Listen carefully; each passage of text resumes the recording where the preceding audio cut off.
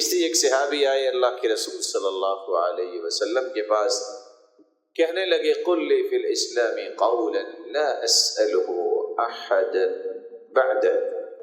لا اسأل عنہ احدا بعد، مجھے ایک بات ہی بتا دیجئے۔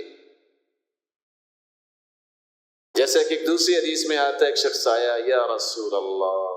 صلی اللہ علیہ وسلم علمنی بکلمات ولا تکثر علی فانسى، مجھے دین کی چند باتیں بتا دیں جو میں پکی کر لوں، میرا حافظہ بہت کمزور ہے، زیادہ نہ بتانا، مجھے یاد نہیں رہیں گے، لیکن ایسی بتا دیں تھوڑی سی اور پوری زندگی پختہ رکھوں۔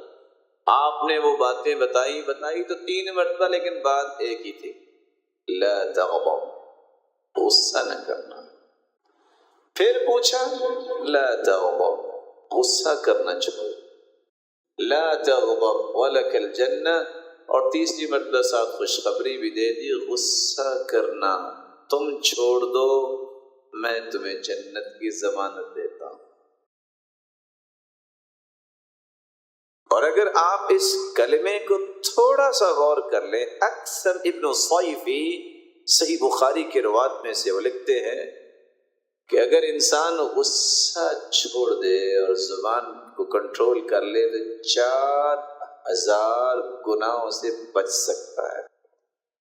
یہ انہوں نے ویسے نہیں کہہ دیا، پرانے علماء کا طرز یہ تھا کہ جب وہ بات کرتے ساتھ دلائل دیتے تھے، جیسا کہ ابن حزم رحمۃ اللہ علیہ جب باز کرتے ہیں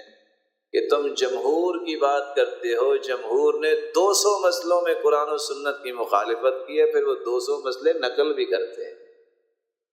اس طرح جتنے علماء تھے یہ بات وہی کیا کرتے تھے جس کی دلیل ہو۔